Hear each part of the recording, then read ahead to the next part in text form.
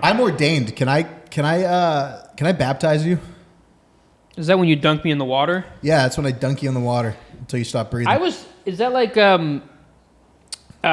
when you're like in middle school and they like shove your head in the toilet? Is it the same thing? Because then I've been baptized a couple times. I'm breaking the fourth wall. It all depends. I'm gonna break the fourth wall during this. I hope that's cool. I hope you washed your hands. Bottle of Clark. Oh, you tried. No, you just fucking mean.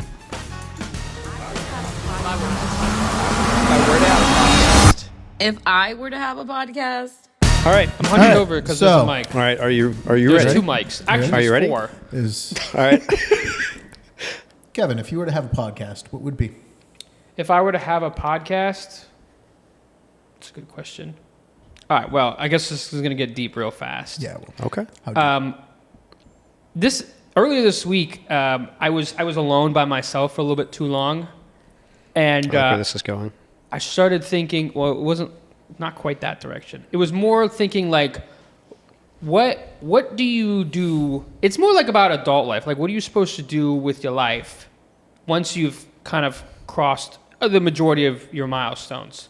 You know, you go to college, you get your job, you know, you find a place to live, you're happy. And those are all things that I realize is like something we can control. It's somewhat within our control. Obviously, your education matters. You got to finish your education to get yourself a good job, maybe. I don't know. But then what about the things you can't control? Like how long you live or finding your soulmate. How do you figure out how to mentally prepare yourself to accomplish goals that are out of your control? But then I was like, that's not a goal, because I don't think goals are something that should be within control. And I was like, maybe it's a dream. I was like, you got to think about the difference between dreams and goals. So that's probably what I would think is just like, what are your dreams, what are your goals, and where do you draw the line? That's very profound. That is very profound. Yeah, that's what happens when I'm alone. Wow. You should see what happens when I'm around people. I'm cuckoo for Cocoa Puffs. Yeah. Hey-yo. Yeah. Apparently. Yeah. I put the milk in Cocoa Puffs, by the way. Milky Cocoa Puffs? Okay. Yeah. No, I feel like some of those things you can control to an extent. Like, right, you can still control, you know, your soulmate. You can control your health so you live a little bit longer. Yeah, you could be hit by a bus tomorrow. That's what I'm saying. Yeah. There is a spectrum. You can control some of the uncontrollables. You can influence some of the uncontrollables. You can influence them. Yes. I would say about like the soulmate thing, it's a little different. Nope. Because I don't know if you can technically like would it be a soulmate? Because I feel like the term soulmate is I think overused. Some people don't believe in it, which is fine. But I feel like what do you think that the difference is when you talk about that, right? Of someone that you're connected to through your soul, right? So you could say a soulmate. I don't have soul. Which exactly. So it doesn't. It's not the same for you. No. Without a soul. I don't believe it. So connected soul with someone, maybe through past lives, whatever your ideas of stuff, or like somebody that you put in work for. Because there's a lot to be said, I think, when people look at let's say marriage, and sometimes even you'll see it in different religions. I don't know how it is across all of them. I'm not really a religious person, but how some people are like, hey, we're going to make this work because we can't get a divorce. It's not, it's not right in our culture, or it's not right in our religion. So they just make it work, right? You could say that that's something that you have control over. But technically, is that like a soulmate if you're just making it work? I know it's like it's kind of a different way to look at it. It's where you draw the line. Yeah, no, that's what I'm saying, yeah. You have to have your own definition of what is a dream and what is a goal. Because which is true. Some people might say like, oh, like this is my dream, but if they say I'm going to do this in 10 years, then all of a sudden it sounds like a goal. Yeah. Yeah. And some people might feel like wishes and dreams are like completely unreachable. Like there's really nothing you can do about it. Like I wish it would be a dream to be 25 years old for the rest of my life. Like things like that. It's like I want to be this like middle age. But how do you, this goes back to like the whole milestone thing. Like for me, I'm happy with a lot of aspects in my life that I was able to control, my career path and my living situation, things like that. But now I'm missing these like other key things in my life. You know, I don't mean to get sappy with it, but like a relationship, because it just seems like it's not as much in my control, and I like having control. That's why I'm a producer. I mean, that's why we do what we do, is because we have control over everything that's going on. And there are some steps you can take to find someone. People are like, oh, get on your dating apps. I'm like, those work. Yeah, those work. Oh, yeah. Oh, yeah, those are definitely the best. You've had success on dating apps, is what you're saying. Much success. So sarcastically success. successful, So much, yes. So what would you say is the biggest difference? How would you break it down for a dream and a goal? Where Where would do I you draw draw? the line? Where would Where do I you draw the line? Yeah. I still think that dreams probably, because I like to be optimistic, I feel like dreams are something that's really not within reach. But a goal, if I say I'm going to go do something, I would really hope that I can go. Like, I wish I could go to Italy and spend a month there. Sure, I could do it. It's within reach. Am I going to? Maybe, maybe not. Yeah. But to dream, I don't know. There's other things where you have to draw lines. Like, I wish I could live in Italy. I don't know if I would move my whole life there. Yeah. But is it possible? Sure. Am I willing to make those sacrifices? Probably not. Okay. And Okay. this isn't really a good answer for your question. No, it's all good. Um, Every answer is a good answer from you. but I guess my problem is right now, to generalize this, is I don't know what my next goal is. Because I'm happy with how things are going. I'm content with, my day-to-day life, my job, where I live. That's all set in stone. But it's these things that are up in question. It's just like, what do we do with this? But I can't really consider it a goal. I can't be like, oh, I want to be married in 5 years. Yeah. That's not a goal, because that's weird. It feels like I'm forcing something. Yeah. That's another good point for you to bring up. That's right? where I would draw the line, is all of a sudden it's just like, well, I just have to settle for whatever I find. That's not me. I don't settle. No. If anyone knows me, Yeah. I don't settle. If anybody knows Kevin Greene, he does not settle. I don't settle. I need to really be 110% sure with everything I do or purchase or where I'm going. Yeah. So this is like this really ill-defined timeline as to if and when I'll find the soulmate. And it's getting interesting as to like how to just handle it, like within your mind. Yeah. And the clock ticks, Age is but a number, sure. But when you have no other goals in mind, really, you're just waiting. You're waiting for the dream, basically. Makes sense. Now, why do you think you have yet to find that person yet? I know that it happens differently at different times for everybody, but what hasn't stuck for you? Like, why? What would that person? I think do you have any idea what that person would even like? if we just talked about like just general friendships and relationships, like even that is hard. Like if I'm having a hard time maintaining certain friendships where I need just a little bit, a little bit of give and take, and I can't even handle that, then there's no way I'll end up finding the forever partner, because there's clearly some sort of barrier. There's something going on.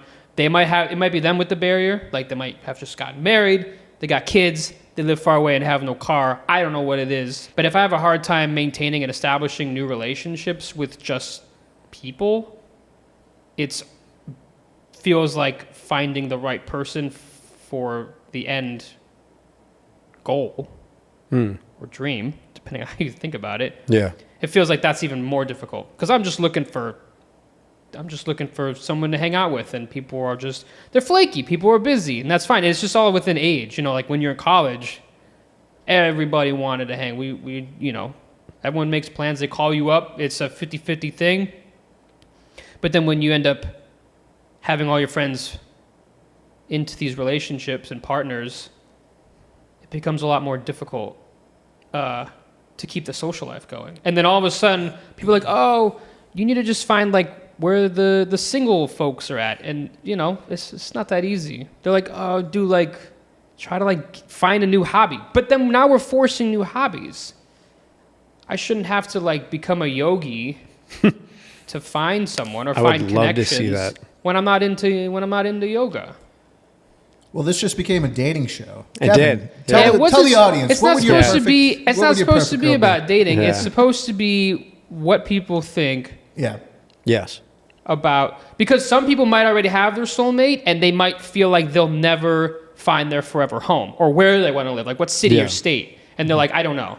And it's just like they're thinking about dreams. Like, I want to move to LA, and it's just like a dream for me to be in LA so I can, you know, be an artist or whatever it might be. But it feels unreachable. Yeah. Because they're so stuck and comfortable living in central Massachusetts that moving to LA, big Hollywood, isn't within their reach. But it is, but it isn't. It depends on how they're mentally feeling. It's not about what I think. It's about what you feel about yourself. There's no right or wrong. Yeah. So what you're saying, though, is that dreams can also be reachable. Dreams can be reachable, but it's about the individual. If a dream is within reach, I don't know if I would call it a dream personally. Because dreams are like, I have weird dreams at night. You don't even want to know what I dream about. I would love to, actually. Can you give us some examples, please? Just the most recent. Well, something happened last night. It was pertaining weird. To Gerry? Yeah. Was Gerry in your dream? No, it wasn't. What happened? You were in my dream. Well, 2 nights ago. Oh. I was falsely accused of shooting 3 guys trying to leave a bar that I had never been to. Kevin, that wasn't a dream. And the police are outside waiting for you. And I was so worried that I was going to be locked up in jail and I wouldn't receive my new iPhone 15 delivery in the mail. So that was my dream a couple days ago. I'll sneak it in a cake for you. Yeah. No, I was like, who's going to sign for that? My new iPhone. Oh, that's tough. That is tough. Yeah. So that's dreams. Yeah, that's more of a nightmare. Yeah. Dreams they can be violent. I used to dream in like action movies. I felt like I was James Bond and I'd wake up on the floor. Crying. Yeah. Happens. Yeah, let's try to lighten the mood a little bit. Yeah. So we'll lighten the mood a little bit. Yeah. I do want to say that's very insightful, and if this conversation finds its way back there, I think I think that would be. I feel like it will. I feel like we'll get back there somehow. I think so. And if anybody is listening to this or watching this, we would love to circle back. We would love to hear about, what people think about the difference between dreams and reality and inception and goals. Yes, dreams and goals. It's a really long title for the podcast. We might have to come up with some kind of like abbreviation. Bunch of letters. Dog. Dreams or goals. Yeah. And the logo will be Kevin Greene. Dog. And the logo can be like a cat and really throw people off. Yeah. I like it. Or an elephant. Ooh. And it gets political. Someone's here. Hello. Yeah. Hello. No, so that's great. I think it's a good segue. It's a really good segue into the next. The elephant is a great segue into well, no, we're off your dating life. Poachers. So, yeah. Well, I want everybody to hear just a little bit about who Kevin Greene is, other than a philosopher, apparently. No. So, because for those who did not know, he's a man of many talents. So, not many people know this, but you went to Berkeley to become a flautist, right? Would you say Jethro Tull was your biggest influence in that decision? And why did you give up being a world-renowned flautist to make home movies? You know, it's funny because my bigger influence was Lizzo. Because I saw her playing the flute, and I'm like... You got to fix that Wikipedia page, then. Yeah, I have to... I'm really bad at staying up to date with those things. But the flute really just sung to me. No, it didn't. No. Okay, so you went to... Rewind. Hold on. Take your drinks. Everybody have a sip. Pour one out for Lizzo, huh? And her career. For apparently treating all of her staff like shit. Some would say it's about damn time. All right, so Kevin Greene, sir, Tell everybody who Kevin Greene is and what he does. Like a bio, Yeah, just a quick bio. like a Tinder bio. Yeah, circling back. Yes. Circling back. Yeah, so that's what this whole episode is going to be. We're going to find you a wife within Yeah, the this next. podcast will get like 10 or 12 views. I'm sure one of them will be interested. Exactly, that's the goal. And even if one of them is, then this was worth it for you. So Yeah. Yeah. This is actually how to find the soulmate. podcast. That's the new podcast. Yes, if you were to have a podcast. Yeah. So you just Yeah. broadcast your message and your thoughts and feelings. And what do you do? I born and raised musician. Yeah, I was born playing music. Right out the womb. Right out the womb. Yeah, I was Nice. drumming on mama's tummy. I ended up studying music, production, and engineering. And while I was doing that, I picked up a camera, which I used to do when I was really young. And I started making these vids, music vids, whatever, stupid stuff with the webcam. Yo, the webcams on the old like iMacs and MacBooks, wow, 480, top quality, and the sound was even better. But you start somewhere. And then I made something else, and someone's like, "Hey, I want to do a music video just like that. Like, you know, what's it gonna cost me?" And I'll never forget who that was and how that went down. And then I just started doing more of that, and people were paying left and right for videos because back then it was a lot more difficult to make high quality videos. So I pursued it. I stayed in with the music world, went to Berkeley. I worked in a studio while I was doing videos, so it's kind of two birds, one stone, bringing my clients to that studio and doing the audio and video at the same time. And then eventually I stuck with the video, mostly because the video was, I don't know, it's interesting making videos. Like, most people don't really know what it's like. It's literally like back to the whole conversation of control. Like, you can do whatever you want. As long as your client or whatever is into it. But if you're good, they'll trust you. So it was great because every day was something different. When you're in a recording studio, you're in the same studio every time you go in. You have an array of mics that you can choose, and you kind of do the same thing. And you sit in front of the same computer screen, pressing the same red record button. Like, it's fine. Yeah. Music will change a little bit, but it's not as hands-on different as film is. So I've been in the film industry now, like, full-time for 9 years. Nice. We're going to have to celebrate next year. We will. Yeah, Might have to have some long for drink. all of us. Our nine. My 9 is 9. next month. Yeah. Okay, so we'll do So, something. Maybe yeah, we'll we'll go on have like a cruise. Ooh. Yeah. Yeah, like a paddle boat. Or a swan boat. Swan boat. One Swan big boat. swan boat. Last time I was on a cruise, the world shut down while I was on the cruise. It was during COVID. We disembarked on our journey, and we didn't have any like cell phone reception or anything like that. And then we came home, and the world was shut down, and we were so confused as to why the world was shut down. We were the last cruise. We were one of the last crews that they actually let disembark and come off the cruise boat. I think the next cruise they wouldn't let people off. Now, was that good or bad? Like being It was great that we because were you're not off. like panicking. Well, yeah, but it's also like the whole world is like causing panic, and you're out in paradise just minding your own business as if nothing's wrong. Like you probably didn't see it that way. But if you look back on it, We you're had probably no like, idea. this is maybe nice, you know. We Yeah, it weren't was nice here. to have that last hurrah. The last hurrah. Yeah. For like 2 years. We got off the boat, and everybody was like, "Hey, have you heard the news?" And we were like, "What news?" And then we just had to go home and quarantine for 2 weeks because we were just on a boat, and Yeah. we just continued the party at home. But at least Yeah. you knew that probably no one on that boat had COVID. There's a good chance that actually I did. Yeah. Patient zero. He Yeah. was patient He was zero. the one who brought Because it over. I remember being kind of sick. I learned on that cruise that I also get seasick. I didn't know that, but I guess that happens. So they give us drink tickets each day. We paid for the drink package, and there were like 15 drinks that we can have. The first day, we just got like pina coladas and shit like that, and it wasn't. Classic. I wasn't drunk at the end of the day because it was just all sugar and just Yeah. they barely put any alcohol in. So I kind of took that as a note.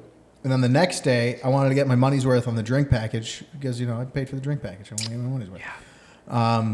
I drank nothing but scotch, tequila, wine, and vodka, and Trulies. Yep. And I mixed them all together. Yep. And I got through all 15 drinks. Yep. And I found out that, I do get seasick. It might have been a mix between the waves and the alcohol, but we hit a little storm out on the sea, so the boat was like rocking back and forth, and it wasn't a good time. Well, I hear now there's this conspiracy theory that when you take all those alcohols and you mix them together, then it ends up looking like the COVID vaccine. Yeah. So on a molecular level. yeah, That explains why I haven't had it since. yeah, That's true. Now we know. we're gonna cut that out. You mean No, we're gonna you keep have to that in. maintain a blood alcohol level of 8.0. 8.0. Yeah, not 0.08. That's 8.0. that's just going in through the IV. Yeah. Yeah, if we weren't on camera, that's what I'd be doing. The IV. Yeah, Yeah. because then you can talk and drink at the same time. That's how he Exactly. shoots. Yep. Yeah. He shoots, he scores. Yeah. Okay, what did Anyway, you go on. So you want to know about me? Yes. I don't know. Well, okay. So, one of the things that I will say that you mentioned, right, from when you were filming and stuff in college, is that are you able to share who one of the more famous people that you shot for in college was when you used to be like buddies with him, essentially? Are you able to share that? You're talking about Charles, Mr. Charles Puth. Yes. Yeah, yeah. I was friends with Charlie Puth. I don't know. We shot some videos. He was in my class. It was a small class. It was like 8 students. Yeah. It was a summer course, and the course was like mixing sound for film. So that's where we met. And kind of halfway through that course, he kind of like disappeared because he was working on Fast and Furious. But we kind of met each other, and we shot a video, one of his videos in his apartment. And that was the first time I ever took an Uber. Like Uber was a new thing. We got out of class. We were supposed to go to his place. Pouring rain. Yep. He's like, I got a car coming. And I was like, you got a what coming? He's like, a car. And it's like, it's a black car because I think Uber started as a luxury thing only.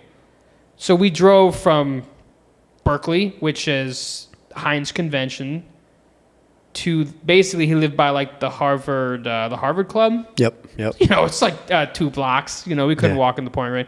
That was my first Uber experience, and we went and we shot one of his music videos. Nice. He told me that when he was famous, if he ever got to that point, that he would take me to film in the YouTube studios in Los Angeles. Mm-hmm. And I have yet to see the inside of that facility. Wow. So, But I still have his number. He can still call whenever he wants. So maybe he's just taking his time. Well, Call him right now. call him right now. Let's give him a call.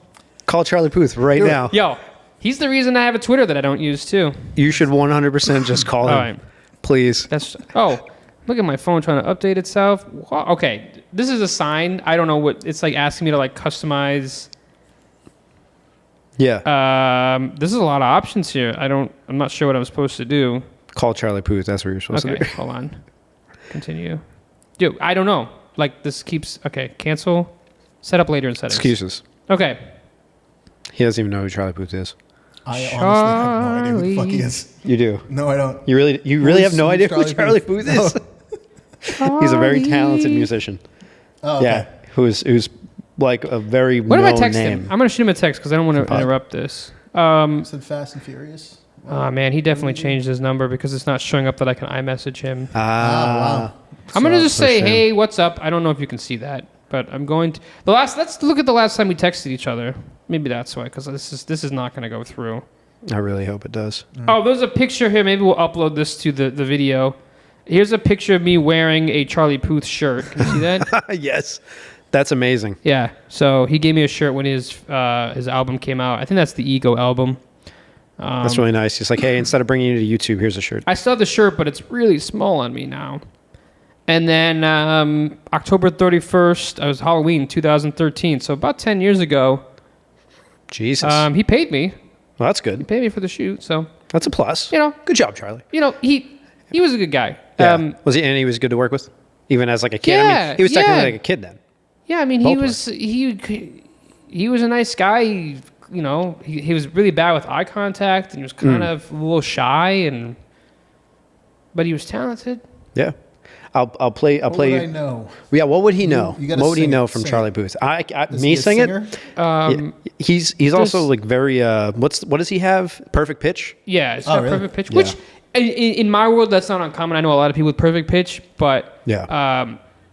he's got more than that. I mean, he Yeah. can come up with songs pretty quick, Yeah. So is he like a and solo he's act, able or- to do it Yeah. himself. You know Charlie Puth. This You do. isn't. Is this supposed to be the Charlie Puth podcast though? No, It's- no. Okay. I wasn't even gonna. I didn't even think about that. And then when you mentioned like shooting stuff and You like wanted me music to name videos, drop. Yeah. for your sake, yeah. Why not? For someone that I worked with 10 years ago, even though, so I worked with Yes. Charlie Puth 10 years ago, but I claimed that I was in the business for 9 years. That's weird. Yeah, well, That's that's okay. sus. We've shot. I shot my first paid music video was, oh man, it was probably 2012. Was my first paid music video. So that was 11 years ago. You Yeah. know what I mean? But I've been doing it full time. Full Full time time. is different. Yeah. Full time, 9 years. Yeah. So, but no, it is not the Charlie Puth show. It is the Kevin Greene show. I don't even need that. I think you do. I think you need it because we're going to find you a wife. So, My life. my wife. So, something that I wanted to say. So, you've been, in the industry, if you will, for pretty much a decade. What are some of the things that you have seen change over this past decade, especially within these past few years with the growth of, content creators and how the general public, especially younger generation, consumes just material and consumes content? How have you seen it from your perspective as a video producer now, for anybody who doesn't know, what is the main bulk of stuff that you produce? How would you describe it? Because you are versatile, but It's changed a lot. I'm always still in the music world, still a lot of concert production, concert film, but I definitely do a lot of commercials, corporate events, internal corporate videos, boring stuff. Yep. But it's changed, especially with COVID. A lot of it's changed. Like, do you have to go about what you do differently, not just from a COVID perspective, but like creatively, or even like production wise, or how you create the things that you create? Do you have to go about it differently based on where everybody's at from a consumption standpoint? If that makes sense. To be honest, I just create what I want to create. I don't really think about the audience. Okay. Because if That's a I, hot take. in I like theory, if I like what I'm putting together, I really hope that other people would enjoy it too. Yeah. But I'm not trying to cater my stuff to please someone else. That's not why I do this. Of course, but I'm saying like if you have a client, you know what I mean? Because a lot of a lot of it is client work. It's client work. And then what's the balance for you, where it's what you want to create and then what the client wants? Well, I always come up with, there's always like two ideas. Mm-hmm. It's my idea, and then there's our idea. Yep. I try to avoid their idea as a concept. It's more just like they trust me and they'll let me do what I need to do. Or we discuss it and I'm like, okay, I like your idea and, not but, and we'll do it this way. There is no but. Don't ever say but to a client. Why? Because it's negating everything they've just told you. Yep. But if you say and, it's including what they've just said. So if they're like, hey, we want to do this outside. I'm like, okay, great. And we'll film it in the shade. Very basic example. Yes. Sure. But it's not like we want to do this outside. Okay, yeah, but we really need to find a place to do it in the shade. It's just a totally different kind of, it feels different. But when you say and, it feels like now we're working together. Nice. So That's when I say it's our idea. But if I say but, now all of a sudden it's either theirs or mine, depending on which way we go. Yeah, that's true. So the verbiage and how you communicate with people is important. Yeah, because especially depending on who the client is, they might care. Some clients won't care. They'll let you just do whatever you want. We trust you. Some will care more than you want them to. Yep. So you have to make it seem like it's our idea or theirs. You can even just say, oh, yeah, that's a great idea, and just not even say the and or but. Mm-hmm. Just do it and just say, just kind of scooch into the shade, underneath a tree or whatever. It's not hard. No, I think that's a very good point. Now, from a trust perspective, how have you gone about making sure that people trust you and have that trust in you? Because I feel like that's not always the case for people. It can be tough. So when it comes to like a producer or a client, I mean, comes to you and they trust you, right? If you were to give advice to someone that wants to build up that confidence or build themselves up to that point where producers or the client is just like, yeah, no, I trust you. Because sometimes it's not like that. Well, What would you say? Part of that is where the job came from. It's just a lot of word of mouth. So if someone sent you my way and they're close friends, then hopefully they would trust you. But it's also, it's all, you know, again, it always goes into wording. When you're talking about like the planning and the pre-production, you kind of make your ideas seem like they're open-ended, like you're willing to take feedback, even if you're not, because you're like really set on something. But don't tell them how it's gonna go. Don't tell them how it is. It's art, you know. It's usually a collaborative thing, especially when you're working in music and you're working with an artist. It's very much their art too. Yeah. And communication is so important. Hearing out someone's ideas and then thinking about that and adding your seasoning into it. Nice. But don't ever take away, you know, an artist's image and their what they see. If you don't agree with what someone's doing, and it's better to say this isn't a good fit and then send someone else their direction to do it. But don't argue.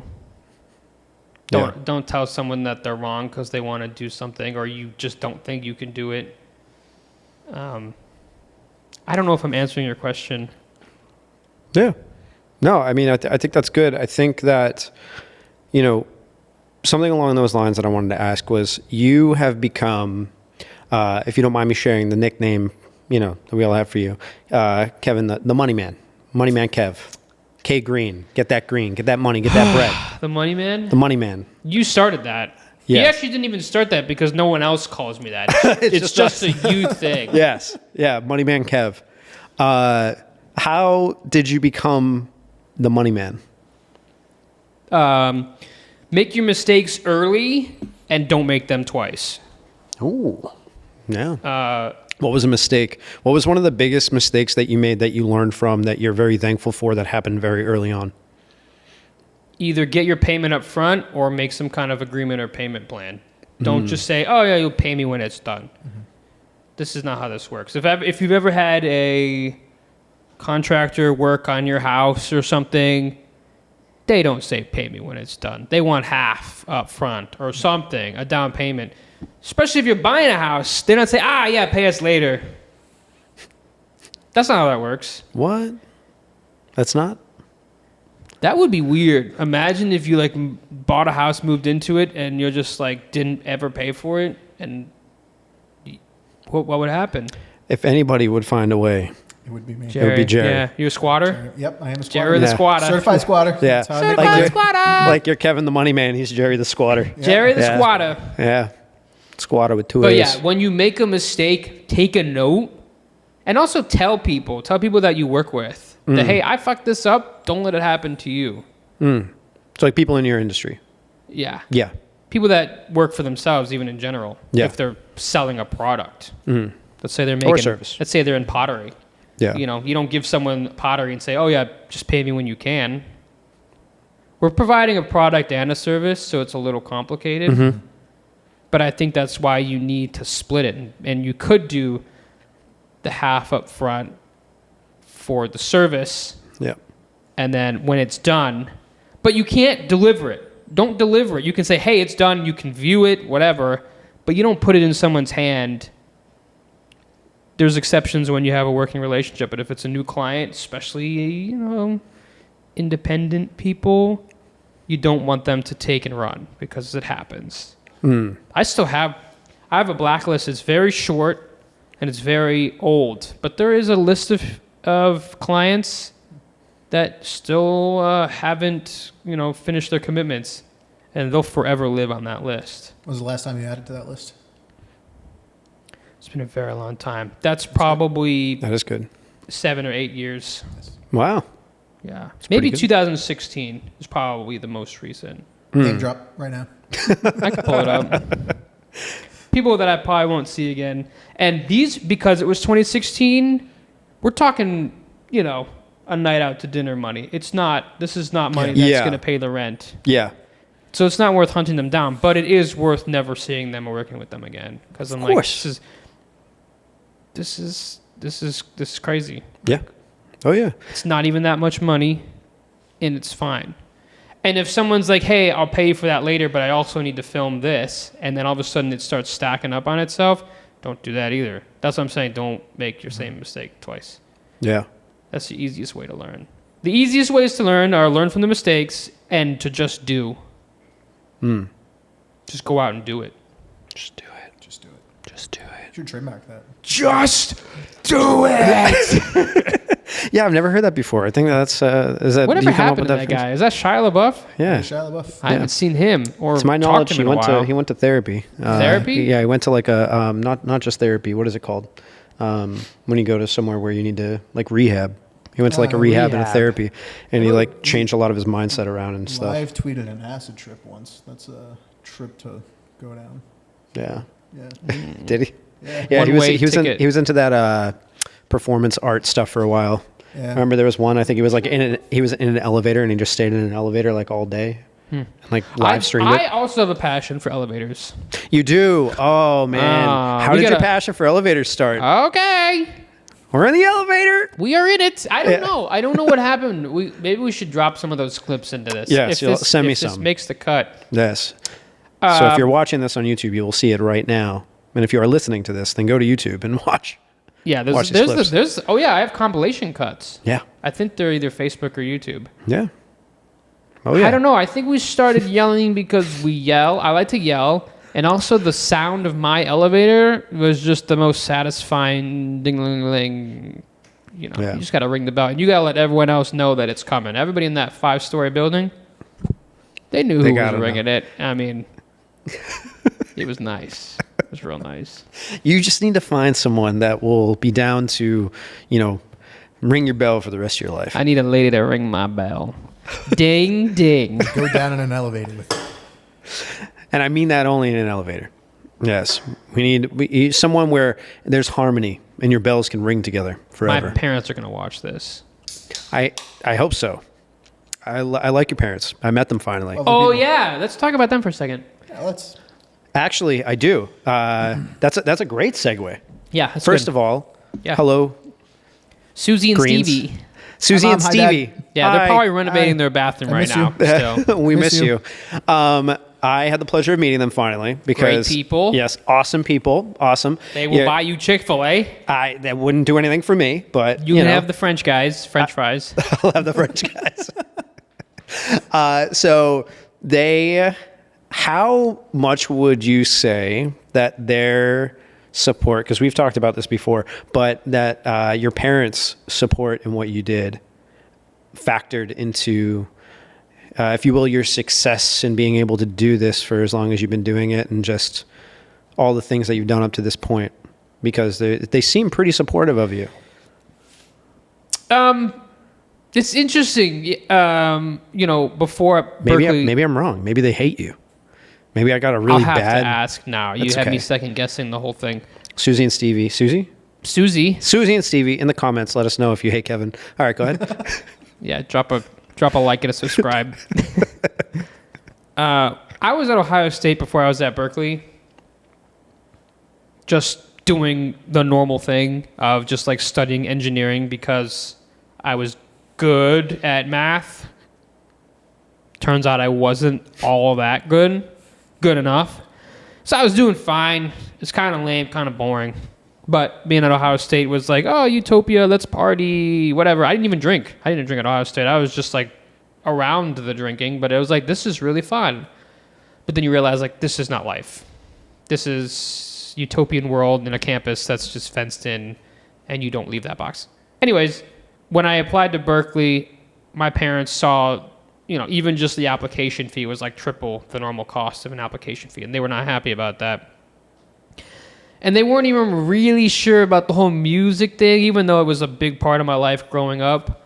But it's funny because as soon as we took the tour to go check out the school, I think that's what really changed them. I don't know if it was like them seeing the campus. I think it was them seeing me on the campus. Like it was just like how I reacted to it. And they're like, maybe this is right. And I was fortunate enough to have some other people that they knew also at Berkeley.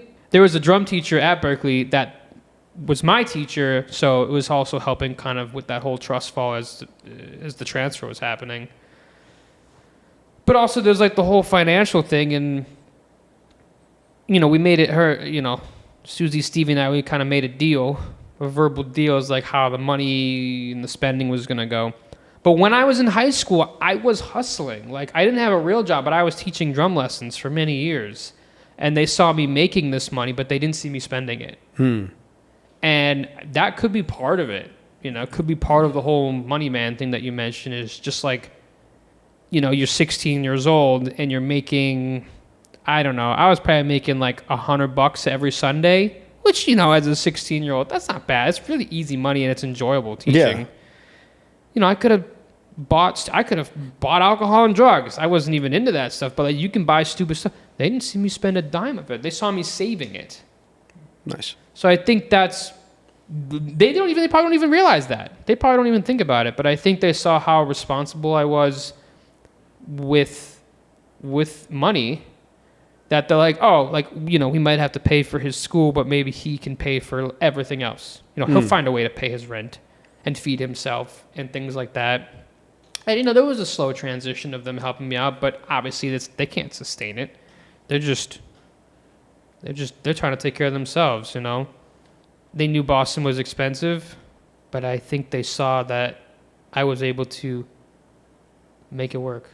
And I also think that they were probably mostly upset about the distance. They didn't really seem to care too much. I mean, the money is one thing. The money comes and goes, but they didn't like me being a 10-hour drive away. I bet, yeah. But it makes it all that more enjoyable when I do come visit. That's right. They wouldn't be sick of me. That's true, because they would probably be sick of you. And I just learned something. Ohio is only 10 hours away. Yeah, a 10-hour drive to Ohio, to Cleveland. That's not bad. But I think, like, to just generalize that, it's just like they knew that no matter what path I was going to take, I was going to find a way to monetize it. Yep. And if I wasn't even making that much, I would still find a way to survive. Yeah. Because I'm not stupid with how I handle that kind of stuff. So that's probably part of it. You might want to ask them. Oh, we'll have them on the next podcast. Yeah, we could call. They're probably at work. Yeah. Just call your mom and say, hey, why did you love me enough? She's definitely at work. She's cleaning teeth right now. Ah, gotcha. That's what she does. I'll call your dad. Hold on. Steve? Yeah. All right. I don't have his number. He's selling pills. He's a pharmacist. I don't know who's worse. You got a drug dealer and a mob. His email address used to be pills for sale. Yikes. Sorry, Steve, but like that doesn't look good. That's how you get audited by the government. That's a really good email, though. Yeah. No. At least no one else had it. Yeah. Well, Gerry did, but it was .net. Yeah. So, yeah, that's probably why. This was AOL back in the dial-up days. Oh, that's how we got the obsession with the elevator sound for ringing the bell. Okay. It was from AOL. Yeah. No. Yeah. That was a good. AOL is a fantastic thing. Oh man, I did not have internet around those times. Oh, really? So yeah. Oh, yeah, I forget. You're like only 20 years old. Oh my god. We have a child in the studio. No, I mean we couldn't afford the internet. Like I didn't have the internet until I was probably in college. They gave away free discs. Wait, everywhere. wasn't it? Didn't you just plug into your phone? Yeah, I didn't. Yeah, He couldn't afford the phone cable. No, yeah, we didn't do any of that Cat stuff. 5. He couldn't do it. I tried using that. I tried using those disc things, and I think maybe it worked for a little bit. What was it, like 60 hours or something? I forget what it was. Like 60 minutes. Yeah, it was something. Just stack up a bunch of those, and then. Yeah, I just remember. Yeah, I didn't have the internet until I was in college. Oh my God. Yeah. I just know that like the instant messenger, when someone would sign on, it would be like a door opening, and it's just like someone is here, and then when they sign off, it would be like the door slamming shut. Yeah, I've only heard about that in Fable. Yeah. Yeah, fairy literally, tales. it's sounds My that were probably dreams. borrowed in video Yeah. games. Literally, Yeah. like The Sims, probably or something. My dream was to have AOL, and I never accomplished that dream.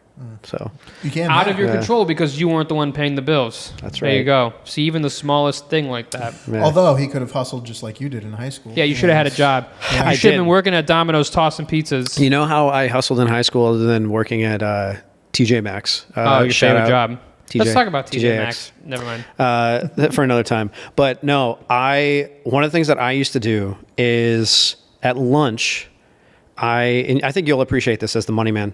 So I realized that, what do you want to do? Let me ask you this, Kevin. When you go to lunch, what do you want to do other than like eat? And you're in school. You're in high school. What do you want to do at lunch? The lunch lady. The lunch lady.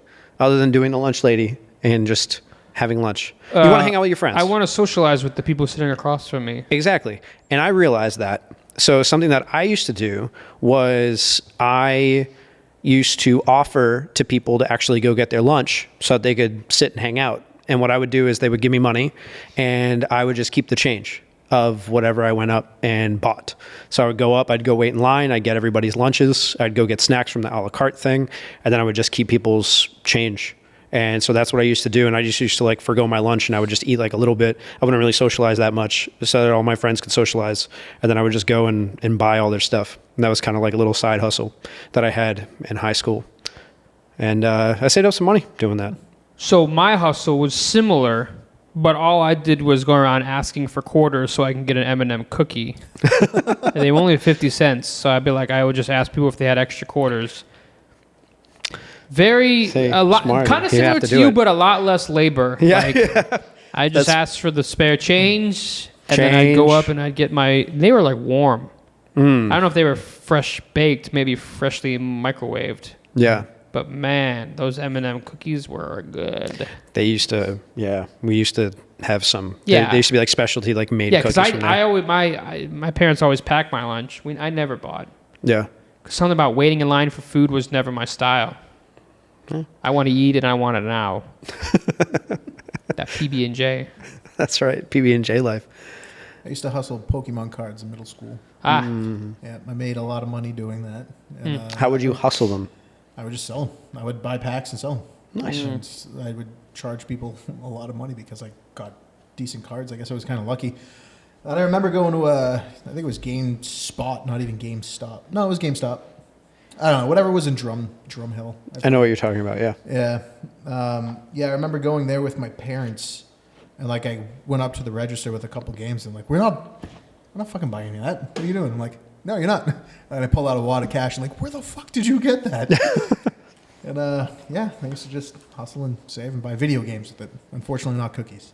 you also should have had a bar mitzvah because that's where the boys get cash. I should have. There was only one problem with that. I'm not Jewish. Yeah. Yeah, it pays to be Jewish. It does. It I've does. heard. Yeah. Yeah. Yes, you've told us. Especially when you have to be a guy because when you're a girl and you get bat mitzvah, they'll give you like jewelry and purses. Then you got to and flip it, and that's just a shoes. pain. Yeah, and then you have to sell it on whatever black market, Amazon.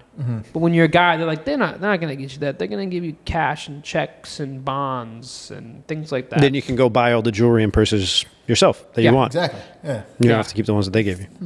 Exactly. Makes sense. So what you're saying is I should probably convert. Have a Is it bar too late for him to have a bar It's mitzvah? never too late. You can convert, but converting is a lot. It's a lot. So I can't just go in and be like, hey, It's a lot Sign of me it's up. a lot of studies. Yeah, no, it's not that It is. simple. Hey, I watched. What was the movie that I sent you? You're not another teen's. You're not bar invited. You're not to my invited to my bar mitzvah. bar or mitzvah, yeah. bar mitzvah because bar mitzvah. Yeah. What's the difference again? it's a bar is for male and bat is for a female. Bot. Okay. It's just a gender Bat thing. mitzvah. Bar Ah. mitzvah. Okay. I knew that there was a difference. I, just always forget which thought, one. So I thought for the longest time I was saying bar mitzvah wrong because I've heard some people call it bat mitzvah, and I'm just like, oh, so I've just been saying that wrong my entire life. But no, I've been saying it right. It's just different. I It's didn't know just that. I didn't know genderized. that. Yeah. Some of the older folks will say baz mitzvah. Maybe that's I'm not sure if that's actually correct. If it's or b'nai mitzvah. There's different versions of it. So there's different slang to. Yeah, slang. Yeah, like Yiddish is like slang at these days. It's true.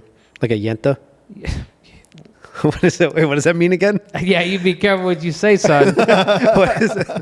It's something that my dad used to say. Yeah, I don't your know. dad Maybe I used to should say. yeah. Actually, I'm cutting that. Anything that Yeah. my Keep dad it in. used to say to me, I can't say. Yeah, Papa J. Yeah, on a thing. Yeah, say that they use, oh yeah, a couple yetes. I'm like, Yeah, I don't know what no, that means. So not- what does that? Yeah, what does that mean? I'm No, not going to include we this. won't talk about that. I'm not going to teach because there's other thing we can talk about. Yeah. But that's not on our regularly scheduled program. Yeah, I won't. Yeah, I'm not, because we've I won't gotten include really that. far off topic. We have. I Yeah. want to thank our sponsors, by the way. Long Drink. Long drink. It is a Finnish drink based gin based. This is their double. This is their strong version, strong citrus. It's my first time Absolutely delicious, refreshing, great for any time of the year, any day of the week. Yeah. Thank you for this. First time having it. It's pretty good. Jerry approves. I approve of it. That is one He thumb does. up. And shout out to our other non-sponsor sponsor, Gayaki. I've been drinking this for years, and I don't know how to pronounce it. see? Gayaki, yerba mate or Yeah, yerba it says mate. If you can't that says pronounce it- organic. You don't get to drink it. Yeah, it's good though. It's good. Made of real organs. Yes. Yeah. So back on track. Do you have any more questions? Yes, Because we're yes. about to run out of footage. So- the film is. So you have a Expensive these habit days. of so it says here that you have a habit of screaming at 12-year-olds and talking dirty things about their mothers. How is it being a ranked player on Call of Duty? Oh yeah, I love that. It really, it shows the dark side of me. Playing video games, it shows the dark side, but it also shows how great I am. That's. I mean, Is this a real question? just by looking is this at really you. what you want to know? Yeah. Because I'm great. I'm Yeah. probably one On, of the on greatest, mobile, right? greatest On gamers. mobile? Yes, Wouldn't mobile. some people say that's the fake version of Call of Duty? Though? It's the mobile version. The mobile version. Yeah. Yeah, if you want to play fake Call of Duty, you'd play fake Call of Duty, Yeah, mobile version. mobile version. Yeah. I will say this: I'm not offended. I didn't create the game. I just win it. Oh. Oh shit. Oh, spicy. Yeah. So I mean, that's something that probably not a lot of people know about you, is that you do enjoy gaming and that you are actually ranked on a couple things. Yeah, for- that's like a product of COVID. You know, the video game. I feel like I'm not the only one. Yeah. A lot of people picked up gaming during the pandemic, and honestly, it's really come down to those. That was the way to socialize. It's like, yeah, you can call, you can text your friends. Your friends are boring. I'm telling you right now. I'm telling all my friends, you guys are boring. You bore me. Thank you. You've bored me, and now I want to play video games with you so that I can see these other sides of you. Okay. Speaking of things we can't say on the podcast, yes, let's game together. Let's game together. And you're boring. Tell everybody they're boring. You bore me. You bore me. Let's game. But it's a great way to meet people across the world, and I've met so many characters that are just people that you couldn't even dream up of. Yeah. You couldn't. I mean, it feels fictional. And no offense to these people, but they live such different lifestyles. But here you are playing the exact same game. It's it's one of those things that's bringing people together. It's like drinking. Everybody loves to drink, most people. Yeah. And it brings different types of people together. But this is. It's what it's become is... When you're of age. When you're of age, When yeah. you're of age. 21. Is it? Yes. 21? 21. Yeah. Okay. I want to make that clear. We're not condoning underage drinking. Well, it depends on what part of the world you're in. That's true. Yeah, but And we're in Canada, 18 or whatever the age limit is in your country. Global. Going off of Continue. European laws. I started at like 12. Makes sense. I can see it. It's just become really social. Gaming is a social thing. I don't really even care that much about the game. I used to, but I've been playing it for three or 4 years it's been out. So it's the same maps, it's the same guns. It gets old. But it's about hanging out with people that you wouldn't normally be hanging out with. It's the only place you can really all get together and chill. Because there's a lot of times we'll get on and we'll sit in lobbies and we'll talk. We won't even play a damn game, and we'll just sit there and chill. Some people will be like, oh, I have to cook dinner, I have to walk the dog, and we'll just sit there. We're not like, oh, I'm going to go play then, bye. We don't do that. Yeah. It ain't about that. So the game is fine, it's one thing, but it's these relationships. And I know so much about these people, it feels like a really big judgment-free zone. Nice. Yeah. There's anything goes, like you know, a lot of people say some pretty gnarly stuff and disrespectful things, but it's also like you can really get inside someone's soul. You know? Ooh. Yeah, the soul. Yeah. You really learn about people because they're like, if I tell you like who who do I know that you're going to tell someone else? Like, we don't have any mutual friends. Like, Yeah. you're going to spread the news that this happened or whatever. Like, it's just, it's a safe, I don't want to say it's a safe space, but it feels like it. It's like a pseudo safe space. Yeah. Because you can tell someone what happened at work to someone on the game because they're not going to tell your coworkers. From war zone to safe zone. War zone to safe zone. Warzone. That's the next That podcast. is the next podcast. That is the next podcast. We've actually come up with like 4 or 5 podcast concepts We That's have right. since we started this podcast. Granted, this one's been going for 5.5 hours. It's true. That's true. One thing I will say is that I think it's an interesting connection between your real social life and your gaming social life that I feel like what I'm hearing is that a lot of stuff is navigated, including through COVID, towards this gaming space where it doesn't matter like trying to schedule stuff with people like what you were saying earlier, where sometimes it gets tough when life goes on and all these other people are moving in different directions within their own life. So maybe it's tough to schedule, maybe it's tough to hang out, maybe it's tough to keep the relationships going, but it seems like you found a loophole kind of through gaming to still keep relationships going with certain people. And that's kind of been the catalyst for... Because the real loophole is that when you're playing games, you're at home. Yeah. You're at home with your husband or wife. Mm-hmm. You're at home with your kids or your pets or whatever. Mm-hmm. You don't have to worry about making plans. You get on at the same time every evening after work, after you've made dinner, and you're just hanging out. You can get on, and you expect everyone else to be there because that's the routine that you've created. And we all know each other's husbands, wives, pets, parents, whatever. And now we're all okay with it.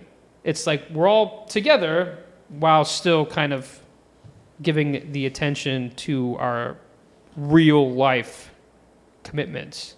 Yeah. So it's the workaround. Someone's like, "Oh, I can't tonight." Like if, you know, I have lots of gaming friends with kids, and the kids are home. Yeah. But doesn't mean they can't both be on the couch sitting next to each other, and they could both be playing Call of Duty. Yeah. I have a friend who's a mother, and she's got a son, and he plays Call of Duty too. Doesn't mean we can't play all together, because we do. Nice. Or he might be playing Roblox with his cousins or his friends or whatever. Mm-hmm. And all of a sudden, there's no conflicts. We're just all at home in our safe spaces, but we're still hanging out together. Nice. You don't even got to make the plans. You don't have to schedule it. You might be able to send the text, say, "Hey, let's get online." But you don't really have to do that because they're probably already there. It's it's pretty routine. Nice. But that's the workaround to going out. And there's the downsides because like I want to go out and meet other people too. Of course. But it's become so convenient where it's just like I rather stay home and do what I know is going to work for me versus going out and not knowing what's about to happen. If people are going to show up or show up late or how late or things like that. It's easier. It's easy to game. Yeah. Because it's in your control. It's within Yeah. the control. And And the other thing that's within your control is if you don't get online, it's okay. Like your friends might be like, "Where's Kev?" Yeah. But it's not like you bailed on him. It's not like you made these plans and you didn't commit. You didn't show up to it. Yeah. It's all right. People have things that pop up. It's true. But it's a different world. It's not, some people say it's not reality, but sometimes if you're in it too long and it feels real, it becomes a new reality. It might be a separate one, but it's especially with a pandemic. Yeah. The pandemic, it's like this is life because Yeah. you can't leave the house, so you have to go virtual. And shout out to all the Call of Duty homies. It's really good. I'll be on soon. Don't worry. He'll be Don't play too much ranked without me. I'll That's- carry you. I promise. Global leaderboard player here. Oh dear. Call of Duty Kev. Money Man Kev. I think as Gerry was saying, sensing a lot of, more themes of just you having control and feeling comfortable in control. And do you feel like that's what's really holding you back from finding true love? Is that you always have to be in control, and to find true love, you have to give up some of that control. Ooh. Well, the control is a big part of it, but it's also taking the small steps towards maybe finding the right person. I don't like small steps. Take a big one. I didn't get to where I am by taking small steps. You know, when I was buying my first real camera, I didn't buy, you know, at the time, when I get real specific, I was deciding between a 5D Mark III and a C100. And it was, you know, like a $2,000-$3,000 price difference. But they were different. And if I had invested in the wrong, cheaper thing, I would not be here. It would be very different. So it's all about the big steps for me. I don't like taking small steps. It seems, it doesn't seem risky enough. It doesn't seem as fun. It seems like a slow way to progress in life. I like making big moves. You just want to dive in with someone. Yeah. Yeah. Like a Vegas wedding. Oh, I'm here for it. I'm here for it. Like I'm getting going to go to eloped. Vegas once. I've never been. I'm going to Come find back the with one. a wife. You don't even have to. Again, like I mentioned before, I'm ordained. Jerry's ordained. Yeah. We can go out right out back in the alleyway right now. I can marry you to anyone. We can go to Yeah. the bar next door and see if I'm they're sure I you'll- prefer the alley. But I have to find who am I marrying? Whoever's in the alley. Oh, true. Yeah, there's a lot of people back there. Yeah, we'll just go grab someone, one of the townies from next door. The local townies have. One of the locals. One of the locals. And then marry Kev. Yeah. I like control. I like making my own decisions, and it's going to cause problems in the future. When I do end up end up with someone, it's going to be difficult for me to adjust and make sacrifices and do what that other person wants, because I've always been In control. really in control of my own life. I wake up when I want to. I eat when I want to. I go to work if I want to. I live where I want to. There's just no one else I have to accept feedback from. Kevin gets what Kevin wants. Kevin gets what Kevin wants. And don't get me wrong, it's a glorious thing, but it's not a forever thing. Like, I can't do this forever. Yeah. Because you don't really, you won't learn that much. You need someone to Put you in your take place you a in little. different places. I am very excited. So, Kim, again, if you have no idea who that is, my wife. Kim, Crimothy. On her birth certificate, Crimothy. Crimson-tide. Crimsicle. Crimmy Bob Thornton. Crim No, I don't Possible. know. Crim Possible. That's the other one. Okay. Scrim. Scrim Kim. Anyways, so my wife Kim, who, y'all are my wife Kim. I don't know if you're my wife. Wait, you guys are married? We are. You have a wife? I do. Her name's Kim. I thought she was still on the market. It's okay. She gives off that perception. The aura. Yeah. Her aura says. She's going to be pissed when she sees this. Even if it doesn't make the cut, she's going to watch this. Oh, you think she's going to actually watch this? My wife isn't going to watch or listen to anything that I She's create. gaming. She's playing Call of So Duty she's right now. supportive. You're saying it's important She's to find very somebody supportive. who's supportive. Yeah, that's what I was getting towards. Who doesn't watch anything that you put out? No. I don't watch anything I put out. Well, you're not going to watch this either. What do you mean? What the fuck do you mean? Of course I am. Is Gerry is he in frame? Can't even tell. Jerry's not in What if frame. he's like cut out? Yeah. Fucking mic isn't even plugged in. He's wearing a green shirt. I don't know. They might Where do key you him see out. green on this? It's key. That's not real. That's not what people are Yeah. seeing. I see what you mean. I see circles. Anyways, where the hell was I going with that? You We're wanted to talking know. Kim. negatively that's- about your wife. You I would Kim, never talk you have negatively to about shout my out wife. Kim. I'll Shout out to Kim. Yo, Who's Kim? Kim, My wife? the hustler. The hustler.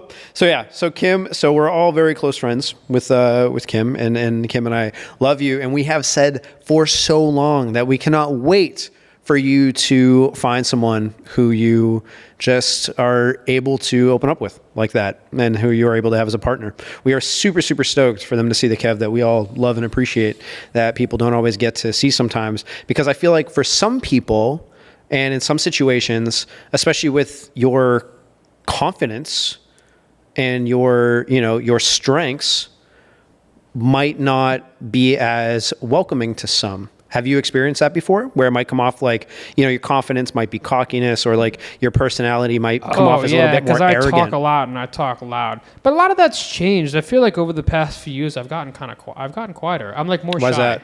is that?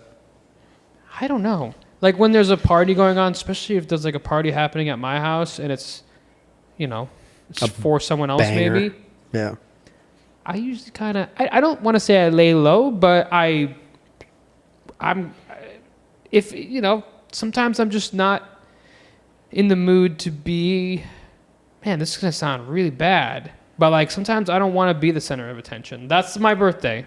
But if You I'm just don't having wanna be? people over, I care about everybody else, focused on everybody else. Like I don't care if people are talking to me or not, because I can always have one-on-one conversations with all my friends. But it's friends meeting friends. Yeah. I mean, like we had that thing. What was that for? Was that like a housewarming party? When all y'all came over. Yeah. Oh yeah, it was. I think it might have been a housewarming thing. No? Housewarming thing? I don't remember actually. Was it your roommate that put that on? Where did you put It might that have been a combined thing. Yeah. She was Yeah. like, "Oh, I'm having people over. Like, do you want to invite?" Yeah, It might have been something I think like that that. one came through. Yeah. But in that sense, I care more about. I don't want to say networking because it sounds too businessy, but Yeah. socializing. Like, I want to see my friends meet my friends. Yeah. And I'll just sit back and watch. I don't. Yeah. Like even for your birthday on the boat. I mean, Yeah. you remember? Yeah, I remember my invite. Yeah. That time when you fell overboard and didn't make the rest of the cruise. Yeah. So, anyways, but no. Yeah, there's only 12 seats on that boat. There was, and And I'm my surprised parents that. swooped in and stole it. I mean, I invited them. Yeah. I didn't think they were going to come. But I guess parents, when they love you, they show up. Remember that when they love Shout you. out again to Susie and Stevie. Yeah, thank you. That's right, SNS. So the what I was gonna say, what the hell was I gonna say? Was Talking about Kim, dude. I don't know. We keep talking about We're Kim. talking about Kim. Kim. She's going to No. be mad if you keep falling off track from Kim. no, I was gonna say to the point of what you said about caring about making sure that everybody else is good. That's something that we've noticed a lot too. Whenever we are all together, like whenever you come over to any of our parties, or not like we have a lot, but even like my birthday or something else, I feel like whenever you come through, even if it's just to hang out, you're always you always help. Like you always help a lot, like with Kim and like when she's getting stuff ready or something with like food or putting stuff away or like whatever, you're always with her, you're always helping. And it's like, now I'm starting to actually think, wait a minute, is it because it's Kim, my wife, and you just want to be around her? Oh, yeah, You I son of a organized your bitch. fridge. Yeah. You son of a She was bitch. like, Kev, the way you organize those adult beverages on the shelves in the Oh, fridge gets me going. It makes me want to make you those Lauren's gluten-free vegan cookies. Sweet Lauren's, Sweet yeah. Lauren's. Oh. Yeah, and she bakes for me, too. Yeah, she does. She does. she bakes. She bakes good. Yeah. No, I like feeling useful, especially because it looks better. As opposed to just standing in the corner, not really knowing anyone to talk to. Yeah.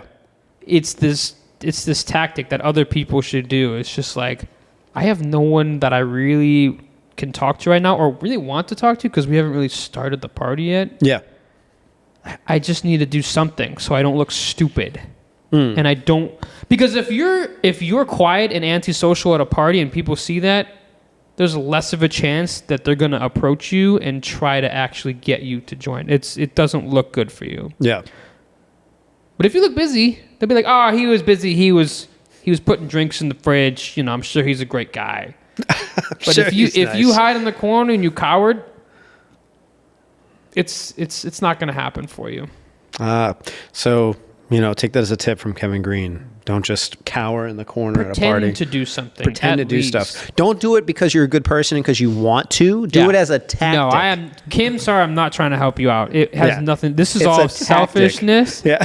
And it works kind of. Did it work that day? I don't know. Probably. I mean, you knew a good amount of people there anyways. So it's not even like you were. Yeah, I'm slowly getting to know y'all's people. Yeah. But I feel like we have a decent group. You know what I mean? Like we have a decent group. I feel like everybody gels because a lot of people are in the industry as well. So, it's not like they're a bunch of strangers. It's But- also up to the host to introduce you to people you don't know. Yeah. Yeah. Yeah. So if but you're Yeah, you did a great job at that party. Yeah. Yeah. You did a really good job of that party. Some people not so much when they hold their own yeah. parties. You about have introducing to, people. because some people are not willing to break the ice. And Yeah. sometimes breaking the ice looks like eavesdropping. Oh, Exactly. because if you're standing by yourself and you hear someone talking that they're a photographer, then it feels like you're like spying on them from the corner I of the take room. photos too. As opposed to your host being like, oh yeah, this is Gerry, he's a photographer. This is Mike, he's a videographer guy. Like, you guys should totally Don't meet. you ever call me a videographer again? He's a Punch you in your videographer. Jaw. I've seen the stuff he does. Wow. Wow. You really think you're DP? No, okay. DP It means a couple things. What are one of the things that it means? I can't even come up with anything for you. That wouldn't be A dancing person. Age appropriate. I am a dancing person. I'm a DP. The videographer. Well, thank you, Kev. Thanks. That's been all the time for today. Go fuck yourself. No. Dude, people call me videographer all the time, but I do not correct them. Yes. I know there's a special like to- place for them in the afterlife. But In settings like this, I like to, if I know the person, like it's you or somebody else, I like to give them shit jokingly, but I will not correct them. you can shit on me all you want, but don't think that this isn't going to bounce back in your lap. I am hoping. In your lap. Dude, you have something going on in your lap, by the way. Is this conversation working for you? It is. It's jeans. It's the jeans. It's the jeans. Can we get a close-up just for Kim? Kim's going to want to see this. Kim, this is the biggest you've probably ever seen it. All right. That's not appropriate. Oh, it is appropriate. Okay, we'll cut that out, too. I feel like there's going to be more... Circumcision? Oh. There'll be more outtakes than actual content in this. This podcast is going to be 6 minutes long. No, it is. How long have we been rolling for? Yeah, that's a good question. Are we running out of storage? Hour and 18 minutes. Oh, yeah, you might want to cut this. What are the next questions? How do you sleep at night? I actually don't. That's my secret. Oh, Yeah. yeah. This is another secret, by the way, is don't sleep at night. Sleep during the day. Break your days into 2 parts. You know, get a 6 or 7 hour night of sleep. Wake up early. Do all the stuff you need to do for the day before lunchtime. Be productive from 8 to 12. Eat your lunch. Then take a nap. Take your nap. I don't care how long it is. It could be a 15-minute nap. It could be a 3-hour nap if you're really struggling with your sleep. Then you wake up. You might wake up at, 1, 2, 3 o'clock in the afternoon. And then after you wake up, you can do whatever you want with your time. Ooh. How's So that been be for you? productive before lunch and be party after lunch. How's that been for you? It's great. It's live. It's like makes every day into 2. And it helped me organize things. And, to a certain extent, but like I don't run errands in the afternoon. I know everyone has their normal jobs and they can't do that. But Yeah. if you do live a more independent life, run your errands first thing in the morning. Get it done. Go to the gym in the morning. Get your groceries in the morning. I promise you it will be quieter. Everywhere you go, there'll be lines that are shorter. Eat your lunch. Go home. Rest. Even if you don't sleep, relax, put a movie on. And then by mid-afternoon, you're free to do whatever you want. Good to know. You can find other activities and hobbies, eat your dinner, whatever. What happens if you don't go to bed until like 3 a.m.? It doesn't matter. You still have to wake up at the same time. Ah, I don't recommend that. I don't Unless you're being and you have to just shift your schedule. yes. What hours? If you're going to bed at 3 a.m., what hours are you being productive? Is it split, or are you just kind of productive on and off all day? Because you have to split it up. You have to have these like sprees of productivities. Oh, productivities. Sprees of It'll make your day productivities. feel less stressful, and you'll feel like you're enjoying your day a little bit more. What are other ways that you like to make your life less stressful? I actually don't. I have very low stress in my life. Even in like somewhat pretty stressful moments, you kind of just have to, sometimes it's just like you have to tell yourself it is what it is. We'll get through it. Shit comes, shit goes, peaks and valleys. I'm just going to keep trying to avoid the answer to your question. And roundabouts. But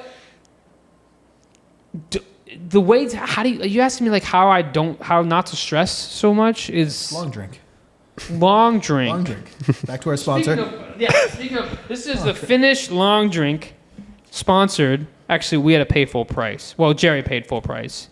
I paid no price. So I sponsored you a drink. I was sponsored. I'm your alcoholic sponsor. Thank you. The way to not stress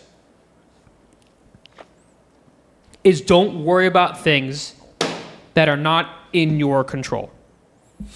Worry about things that you can do. Take your steps, but if something's out of your control or it's based on time and you have to sit there and wait, do not think about it. If you think about something that is not within your control, you will. That's the definition of stress. Is thinking about something you cannot do. this electric bill came in, I can't afford it. But if you think about that at your job or while you're trying to work, that's not going to help you pay the bill. It's true. You have to just ignore things that you cannot take care of in the moment. I have a house. It leaks. I have issues all over. Something breaks. Something leaks. If the roof is leaking, it's going to keep leaking until I have someone show up to fix it. But if a guy's like, I can't be there for 4 days, you grab some towels and you try your best to make it not the worst. Try your But best to make it not the worst. Yep. That's going to be Kevin Greene's slogan. There it is. Put it on this t-shirt. And sell it. Speaking of t-shirts, yeah, you have a nice sweatshirt there. This is actually, my buddy Gerson brought this from Ecuador. I told him I was going to wear it today. Maybe we can get him some sales because they're really comfortable. Nice material, some color, a little bit of culture. Cool. That is very cool. I like the color a lot. Yeah, it's nice and like the material is great. So is that only one entrance to the pocket? Yeah, one entrance. It's interesting. It would fit like a nice notebook, like one of them composite books. Oh yeah. You know? That's good. Or a camera lens, you know? Nice. But yeah, nothing will fall out because there's just one way in, one way out. Yeah, no, that's neat. I like the colors a lot. Yeah. That's cool. The drip. The drip. This is the drip. You are known for your drip, mainly from the ceiling in your house. The leaky roof, the clothes that I wear, it's all the drip. That's right. All right, so to wrap up your drip, is there... I'll pass this over to you. Is there anything that you want to mention or anything that you want to talk about that you think is either important for people to hear about you, important for people to take away that you feel like is a very solid piece of advice that you want people to benefit from, or if you have anything to ask us? Is there anything else that you want to say? Yeah, I would probably say that if you have goals, it's never too late to start chasing them. Don't let other things get in your way, like children, marriage, your job. Don't let things get in the way. Keep your goals. If you had a goal growing up and you lost track of it because your life went in a different path, maybe bring it back up. Maybe revisit it if it feels right. But it's never too late to make changes in your life. There's always a way. It's true. Very well said. Very well said. What I got from that is divorce your wife. Yeah. Emancipate the children. Yeah. And focus on you. Yeah, Craigslist the children. Craigslist the children. Yeah, if you want to make a profit. Yes. That's right, the money If man. they're good kids, you'll profit. If they're bad kids, you'll lose. But money comes and goes. So raise your kids properly so that they're a better investment for when you go to sell them. Don't ask me about raising kids because I don't know about that. Yeah. I have plants. That's true, you do. Are they And- still alive? The plants, they just need water. And luckily, we have lots of it on this. Like, that's Because easy. of the leaky roof. The leaky You roof. just put the plant underneath the leaky You know, roof. it's funny. I did that. That's so smart. And that plant thanked me Yeah? by staying alive. Wow. Yeah, because And it it was, started singing that Bee Gees song. how does it go? Staying alive. And we're demonetized. Yeah. Well, no, because it's a different key. I think the key. That's that it true. comes in And we need to be matters. monetized before getting demonetized. So I think that's important as well. No, I think that's great. Questions for you? You want me to ask you something? You don't have to. I'm What's just for saying. dinner? What's for dinner? Ooh. Yeah, like, listen, like a Plaza Azteca visit is great. I had Mexican and Margs last night, but, I could fuck with it again. Am I allowed to swear on this? If you're not, then half this podcast is not going to be usable. That's true. Go fuck yourself. My question is what's for dinner? And you got to keep it brief. Oh, God. But maybe each one of you can tell me what your next goal would be. A goal, like your next milestone in life, what that would look like and how long you think it's going to take for you to achieve it. Because I know you both have them. Mm-hmm. They're probably different from each other, I'm hoping. Probably Are similar. these personal goals, financial goals? Could be any business goal. goals? A milestone goal. Milestone, Something so that something you've substantial. Something that you've probably wanted to do for a long time and you're just unsure of when it might happen. But a goal, something you know is going to happen, or hopefully, not a dream. Not you're gonna like fucking grow wings and fly away and probably get hit by an oncoming jet. I don't want to hear about. So the you airline. know my so mine goal. kind of goes with the whole being able to control the uncontrollables or not being able to control what you can't control is, home ownership, buying property. Right now the interest rates are fucking crazy, and that's not in my control. So I'm taking a page out of Kay Greene's book and not stressing about it because it's not in my control. But when the moment's right, yeah, that'll be my next milestone is either property for myself, a rental property or something that I can profit off of, or just, actually live in. That's my next big. Yeah, I think a lot of milestone. people are waiting on a similar clock. Yeah. So just make sure you're on top of it, and learn your market. Like figure out maybe where you want to live, and just keep your eye on what things are costing. Tough part. Yeah. Yeah. You study Figuring it. out where. Yeah, because I want to be everywhere. Yeah. You want to be Which is everywhere. a long-term goal that we both have. Is Yeah. having that freedom to be everywhere by opening up more studios like this. And Well, the great thing working about with people. owning is it's a lot easier to be everywhere than it is to rent It because is. Yeah. you have a place you can always go back to, Yeah. even Yeah. if you leave it. It's true. That was supposed to be my goal, but that became a dream. What about traveling and stuff and going everywhere? It was a small dream about like, owning property here and then just taking my life and career like on the road, Yeah. but always having somewhere to come back to. Turns out I bought a house I can barely afford, so I can't really just leave and come back. So I feel like we can fix each other's dreams right now, where you can just give me your house and That's a you great can idea. just, go out on the road. Yeah. Good luck with the maintenance of it. That's fine. I'll buy a couple plants, Yeah. For all Yeah. the leaky stick roofs. them under the roof. Yeah, I'm getting the estimates on the backyard. You wouldn't be too happy with this. Yeah. It's a lot. Anyways, we're going to cut that part out too because that's not relevant. It's relevant. Everything's relevant.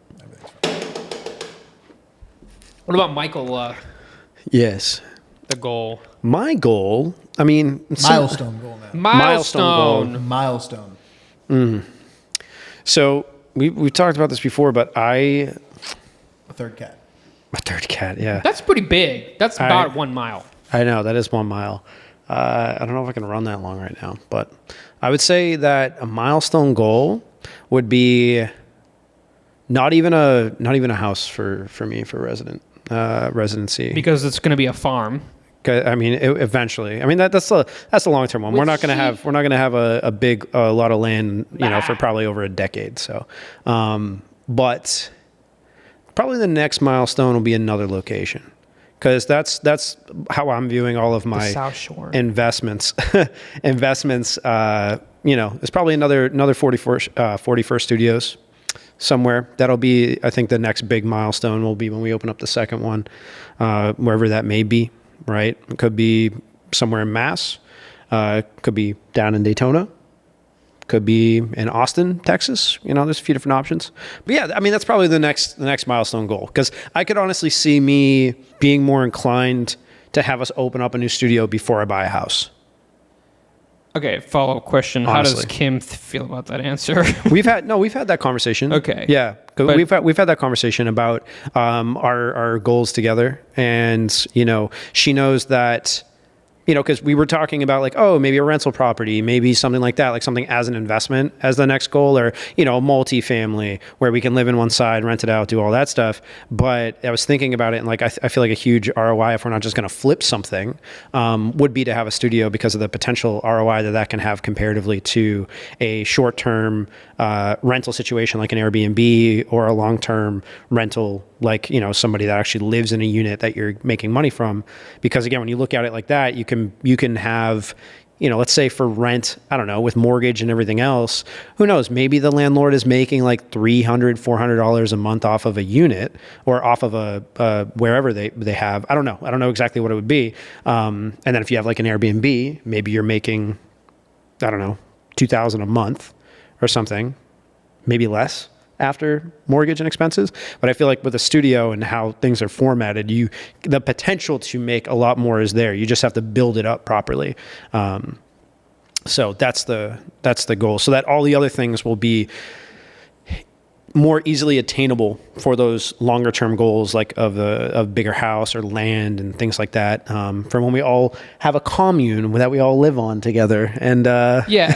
Well, it's funny because that's what I was asking. My quick follow up is like maybe the goal or dream is to find a property, maybe a farm that has a separate barn that you could make that to the studio and you live on the same plot of land. We've mentioned that too. Yeah, we've talked about that. Then you get your best of both worlds. Mm-hmm. But there will still be multiple in different locations. That is South the Shore goal. people.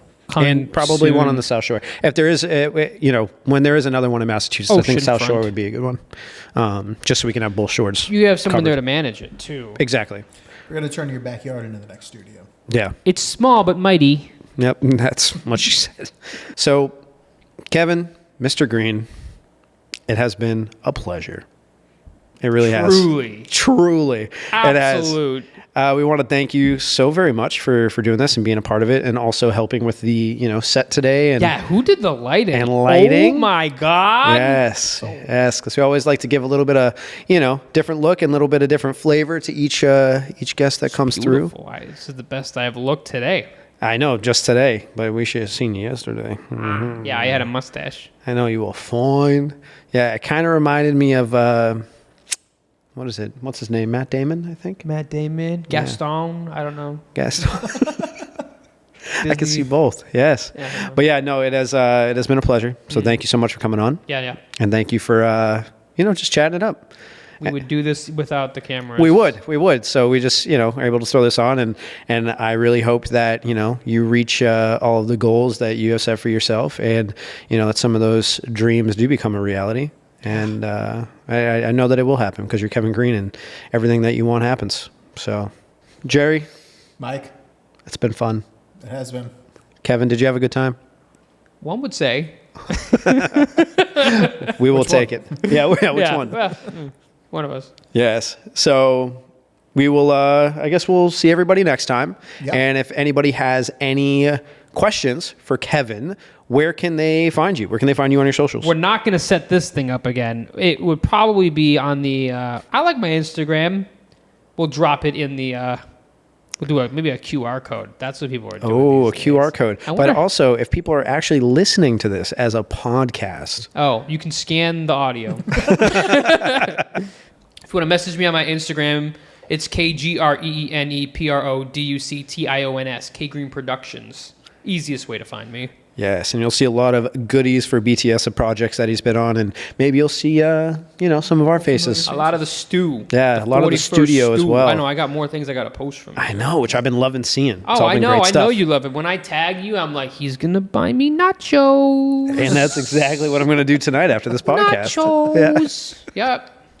But yes, and for everybody watching or listening, we appreciate you very, very much. Thank you for giving us your time. Thank you for giving us your energy. And here on If I Were to Have a Podcast, it is our goal to bring you stuff that is not just entertaining, but informative, educational possibly, and just a lot of Gerry with his beard. Yes.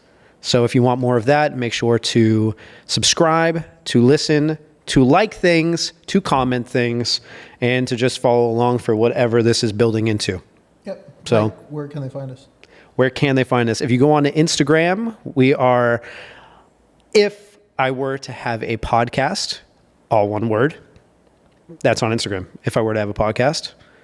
And on YouTube, If I Were to Have a Podcast. Everything is If I Were to Have a Podcast. So you can find us on YouTube. You can find us on Instagram. And that's pretty much it. And then if you're listening to this, then, you can find us on Spotify, iTunes, all of the normal platforms that you would stream stuff on.